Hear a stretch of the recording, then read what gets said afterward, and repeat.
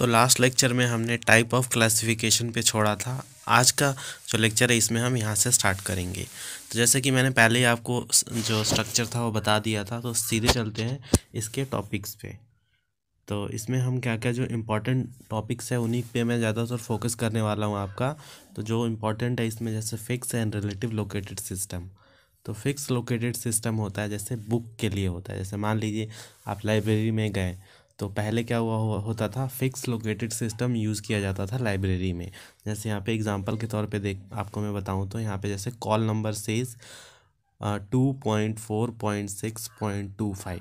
तो यहाँ पे इनका क्या मतलब है, इनका मतलब है जो 25 है इसका मतलब है 25th बुक, और जो 6 है यहाँ पे वो शेल्फ बताता है, फिर 4 जो है वो यहाँ पे अलमीरा बताता है, और जो सेकंड है वो रूम बताता है लाइब्रेरी का। तो ऐसे करके आपको वहाँ पे बुक फाइंड आउट करना था। तो ये फिक्स लोकेटेड सिस्टम था, जिसको मतलब थोड़ा कॉम्प्लिकेटेड था, बट अब के जो डेट है, अब के जो लाइब्रेरी सिस्टम है वहाँ पे अब फिक्स लोकेटेड सिस्टम को हटा दिया गया है। मतलब बहुत ही कम लाइब्रेरी हैं जो यूज़ करती हैं। अब जो है वो रिलेटिव लोकेटेड सिस्टम यूज़ किया जाता है। अगर आपने मॉडर्न लाइब्रेरी, आजकल की लाइब्रेरी में गए होंगे तो आपने वहाँ पे देखा होगा कि लाइब्रेरी में जो बुकें हैं वो डेसिमल क्लासिफिकेशन के अकॉर्डिंग किया जाता है, वो जो कैटलॉगिंग कार्ड के अकॉर्डिंग किया जाता है। रिलेटिव सिस्टम में बुक कहीं पे भी हो आप उसको आसानी से ढूंढ लेंगे, उसी शेल्फ में होता है। तो उससे क्या होता है, उसका प्लेस इधर उधर हो जाए फिर भी ढूंढने में कोई दिक्कत नहीं होता। बट जो फिक्स लोकेशन सिस्टम हुआ करता था उसमें बहुत रिजिडिटी होती थी। अगर उसका नंबर इधर उधर हुआ तो ढूंढने में बहुत मुश्किल होता था। तो इसीलिए जो आजकल की जो मॉडर्न लाइब्रेरी हैं उन्होंने ये फिक्स लोकेटेड सिस्टम से शिफ्ट होके रिलेटिव लोकेटेड सिस्टम पे शिफ्ट हो गई हैं। तो ये था आपका यहाँ का टॉपिक। बाय उसके बाद है यहाँ पे बाय डिज़ाइन मेथडोलॉजी। ये ज़्यादा इम्पोर्टेंट नहीं है, ये नहीं आता है एग्ज़ाम में, फिर भी आप चाहें तो इसको पढ़ सकते हैं। बाकी मैं आगे चलता हूँ इसमें और क्या है, जैसे हाँ ये है इम्पोर्टेंट आपके लिए।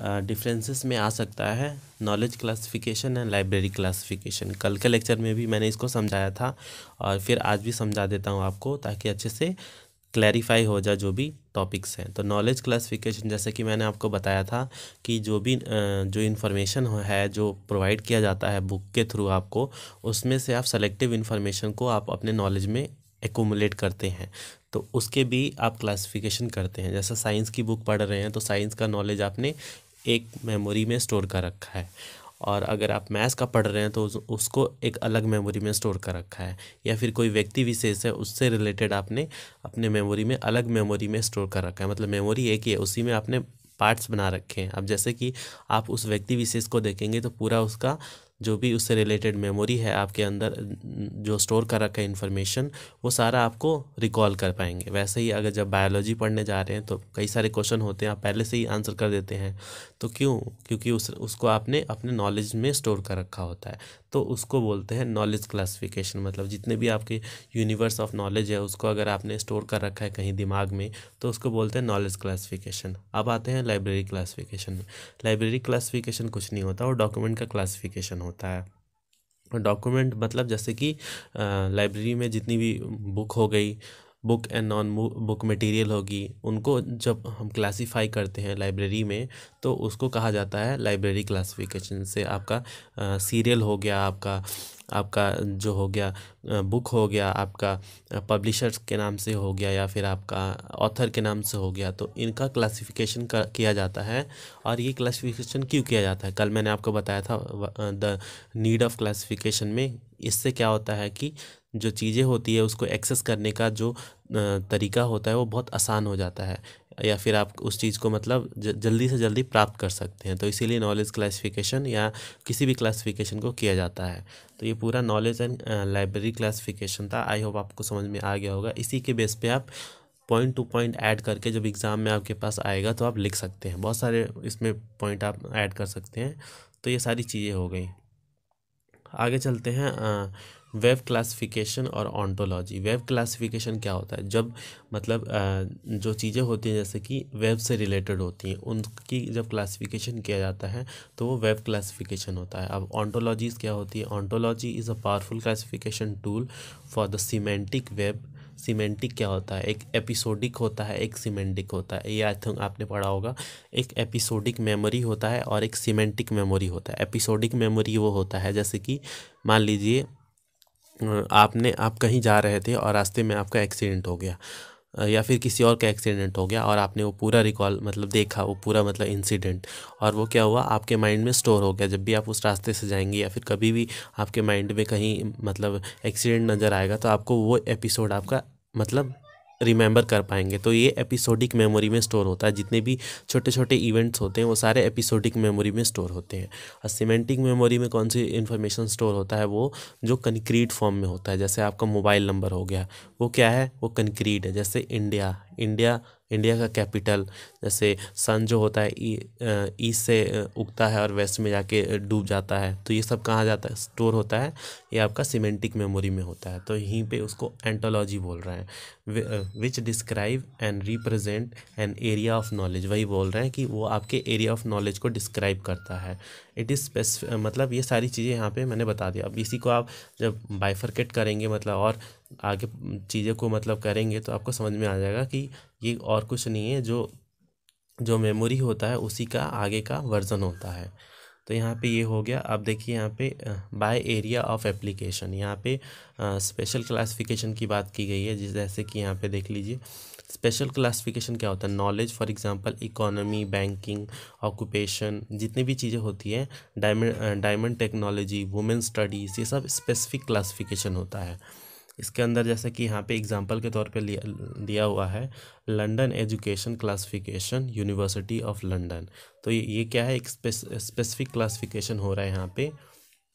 वैसा ही thesis of psychological index term, तो ये भी एक स्पेसिफिक क्लासिफिकेशन है। उसके नीचे अभी ये सब नहीं आते, मतलब इतना इंपॉर्टेंट नहीं है। फिर यहाँ पे जनरल क्लासिफिकेशन की बात करूँ तो यहाँ पे यूनिवर्स ऑफ नॉलेज जितना भी है उसको 3-4 पार्ट में डिवाइड किया गया है। जैसे कि डीडीसी आपने पढ़ा होगा, यूडीसी, सीसीसी, एलसीसी। अब डीडीसी क्या होता है ये तो आपने बहुत बार पढ़ लिया होगा, Dewey decimal classification, UDC universal decimal classification, CC colon classification and LCC library of Congress classification. तो ये सब आपका जनरल स्टडीज़ में आता है। इसके अलावा नीचे चलते हैं बाई फॉर्म्स ऑफ लिटरेचर। अब बाई फॉर्म्स ऑफ लिटरेचर की बात करें तो बहुत सारे फॉर्म्स होते हैं। जैसे apart from specialization, special forms of document such as official report, patent, standard map, CD, video, ये सब क्या होते हैं, बाई फॉर्म्स ऑफ लिटरेचर होते हैं।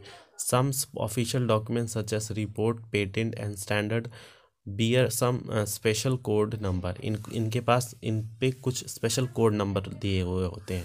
फॉर्म्स ऑफ डॉक्यूमेंट जो है which may be require a different type of arrangement in library, इनको एक डिफरेंट अरेंजमेंट दिया जाता है लाइब्रेरी में। जैसे कि age and grade of the reader, फिर बुक फॉर शॉर्ट लोन और for the reference, current and reserve stock, size of the document, ये सब क्या है, फॉर्म्स ऑफ लिटरेचर है। यहाँ पे पूरा आप पढ़ लीजिएगा। फिर उसके बाद है प्रिंट एंड इलेक्ट्रॉनिक वर्जन। जैसे कि मान लीजिए आपके पास एक नॉन प्रिंट मटेरियल है, एक प्रिंट मटेरियल है। अब print material and non print material में क्या होता है कि जैसे कि आपके पास बुक है तो वो एक कॉन्क्रीट फॉर्म में है, मतलब आप उसको छू सकते हैं। बट जो सॉफ्ट कॉपी होता है, जैसे कि आपके पास पीडीएफ पहुंचा दिया गया, तो नॉन प्रिंट मटेरियल हो गया, इलेक्ट्रॉनिक वर्जन में हो गया। तो उनका भी क्लासिफिकेशन किया जाता है। जैसे सीडी हो गया आपका, उसमें स्टोर हो जाता है। तो ये सब प्रिंट वर्जन का यहाँ पे चीज़ें हैं। तो इसको आप एक बार पढ़ लीजिएगा, और कुछ खास है इसमें है नहीं। बाकी ये वाला जो चैप्टर है ये हो गया, ये वाला यूनिट। अब अगला जो है हमारा वो है, देखिए पोस्टुलेट अप्रोच। पोस्टुलेट अप्रोच में हमें क्या पढ़ना है, जो इम्पोर्टेंट है मैं उसको बता दे रहा हूँ। जैसे ideal plane, canon of array, canon for chain of classification, verbal plane, notational plane, canon of notation, hospitality and array, ये बहुत इंपॉर्टेंट है। तो इनको हम इसी में डिस्कस करेंगे। तो चलिए इसको देखते हैं क्या है इसमें। तो यूनिट 4 पढ़ने से पहले मैं आपको कुछ कीवर्ड्स बता देता हूँ ताकि आपको टर्मिनोलॉजी का कुछ नॉलेज हो जाए।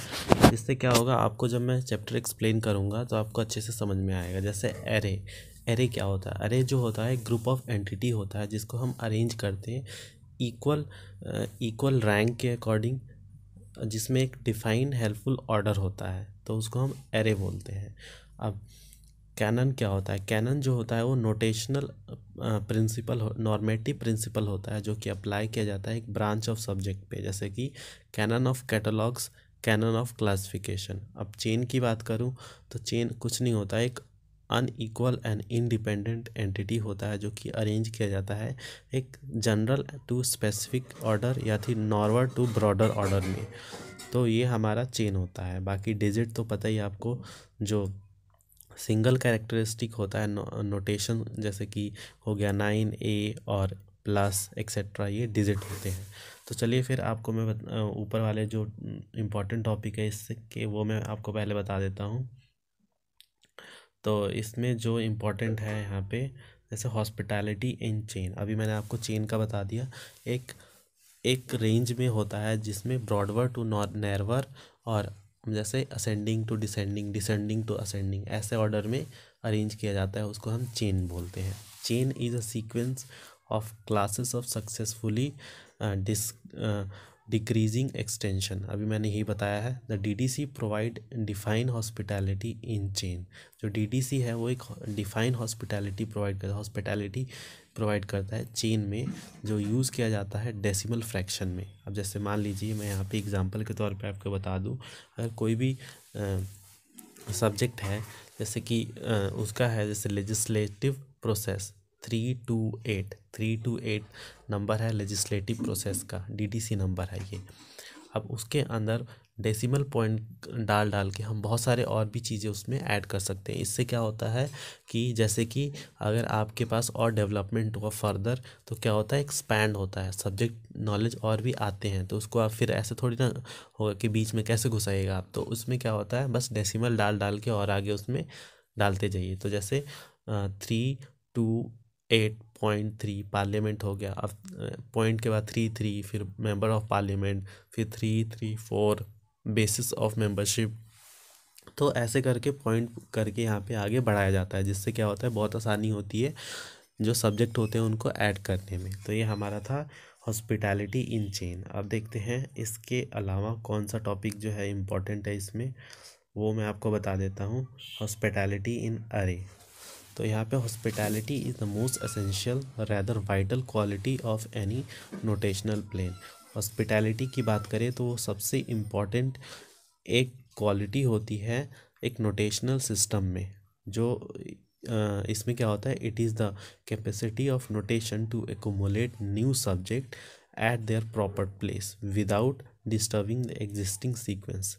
यहाँ पे वो वही बताया मैंने कि इसकी एक क्वालिटी होती है कि ये और भी बहुत सारे सब्जेक्ट को अपने अंदर एक्यूमुलेट कर देता है विदाउट जो पहले से एग्जिस्टिंग चेन बने हैं उनको डिस्टर्ब किए हुए।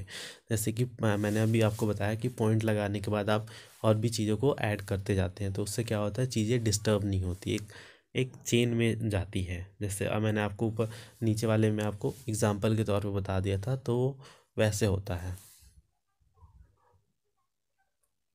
अब इसके अंदर और क्या है खास, वो मैं आपको डिस्कस कर देता हूँ, क्योंकि सारी चीज़ें नहीं आती हैं डेफिनेटली। आप पढ़ने बैठेंगे तो आपको काफ़ी सारा ये चीज़ नहीं पढ़ना है, तो वही वही चीज़ पढ़िए जो आपके एग्ज़ाम प्रोस्पेक्टिव से इम्पॉर्टेंट है। आप कैनन ऑफ नोटेशन, ये वैसे ज़्यादा कुछ खास नहीं, बट फिर मैं आपको बता देता हूँ कि now we pass on to how of notation to design a qualitative and effective notation. Ranganathan has formulated and prescribed some canon for the choice of design of the notation system. तो रंगनाथन ने कुछ cannon का design किया, जैसे कि canon of harmony and homonyms and synonymous, तो canon of relative and uniformity, तो ये सब क्या है, hierarchy, mix notation, faceted notation, तो ये सब आप रंगनाथन ने बताया कैनन ऑफ नोटेशन में। तो ये सब वैसे इंपॉर्टेंट नहीं है आपके लिए। बाकी देखते हैं और क्या है इसमें। जो सबसे इम्पॉर्टेंट है यहाँ पे वो है आइडियल प्लेन, नोटेशनल प्लेन, ये सब इम्पॉर्टेंट है। तो उसको मैं एक क्वेश्चन के थ्रू आपको समझा दूंगा और फिर ये वाला चैप्टर भी आपका कंप्लीट हो जाएगा। तो चलिए एक क्वेश्चन के थ्रू मैं उसको आपको समझा देता हूँ। देखिए ये एक क्वेश्चन है जो कि आपके पेपर में आया था और इसका यहाँ पे सॉल्यूशन लिखा हुआ है। तो क्वेश्चन क्या है यहाँ पे, difference between ideal plane, verbal plane and notational plane. Difference क्या करना है, ideal plane, verbal plane and notational plane को, और डिस्कस करना है concept of ideal plane giving example. तो हमें बस ये आइडियल, वर्बल और नोटेशनल प्लेन डिस्कस कर दूंगा, फिर आपको खुद ही समझ में आ जाएगा क्या है। तो यहाँ पे इंट्रोडक्शन दिया हुआ है, आप चाहें तो इसको स्क्रीनशॉट लेके पढ़ सकते हैं। बाकी मैं आपको सीधे यहाँ पे इनका डिफरेंस बताने वाला हूँ। तो जैसे कि आइडियल प्लेन की बात करूँ तो ये सबसे फॉरमोस्ट इम्पॉर्टेंट प्लेन होता है, जिसमें कि क्या होता है, where core intellectual work is done, जिसमें एक कोर इंटेलेक्चुअल वर्क, बहुत इंपॉर्टेंट काम इसमें होता है। अब वर्बल प्लेन की बात करूँ तो वर्बल प्लेन जो होता है एक फेज ऑफ क्लासिफिकेशन है, जिसमें work is given standardize name, जो काम होते हैं उनको स्टैंडर्डाइज नेम दिया जाता है to the concept arrange in array. Arrange in array, array मैंने आपको अभी समझाया था, तो एक एरे में उसको अरेंज किया जाता है। और लास्ट है यहाँ पे नोटेशनल प्लेन। नोटेशनल प्लेन जो होता है वो लास्ट प्लेन होता है और वर्क, ये सबसे लास्ट में, अगर इन सब में नहीं हुआ तो फिर उसमें जाया जाता है।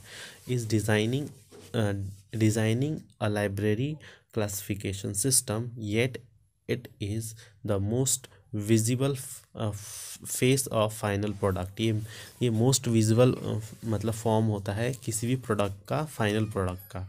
अब इसके और भी बहुत सारे इसमें पॉइंट ऐड करके बताए हैं, इसको भी मैं बता देता हूँ। जैसे कि इसमें कोर क्लासिफिकेशन वर्क की बात करूँ, the choice of characteristic and order of their application to produce categories of concept call facts and isolates. तो यहाँ पे फैक्ट्स एंड आइसोलेट को प्रोड्यूस किया जाता है।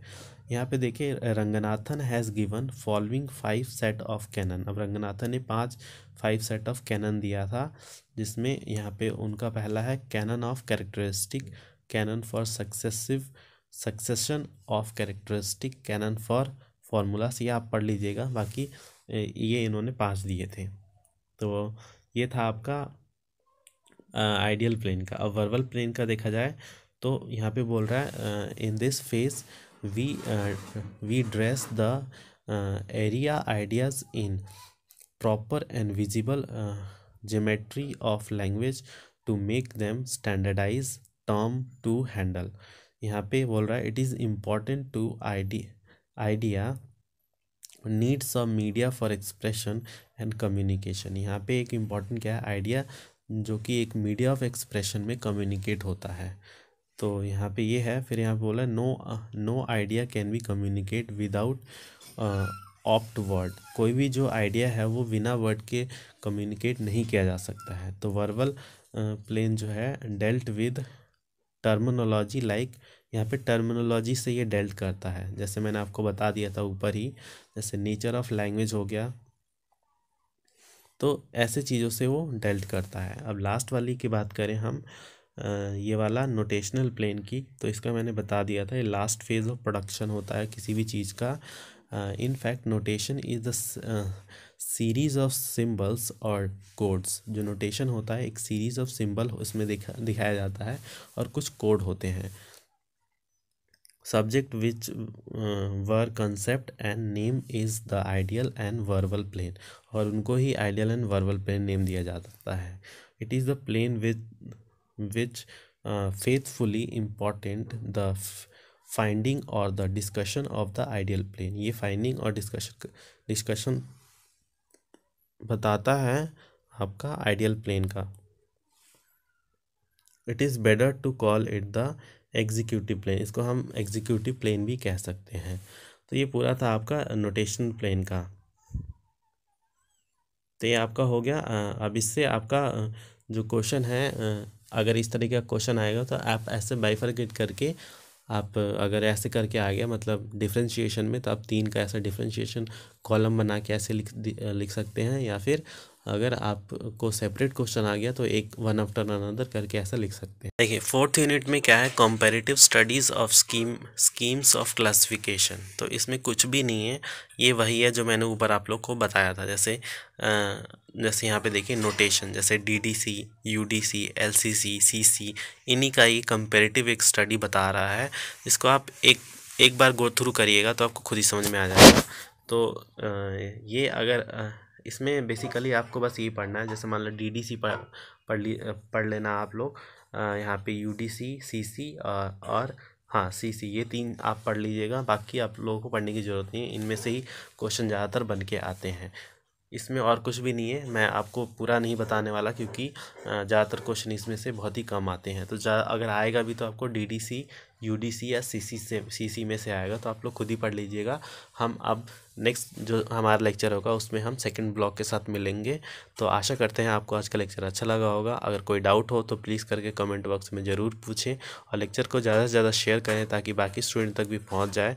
तो मिलते हैं आप सभी से नेक्स्ट वीडियो में, तब तक के लिए धन्यवाद।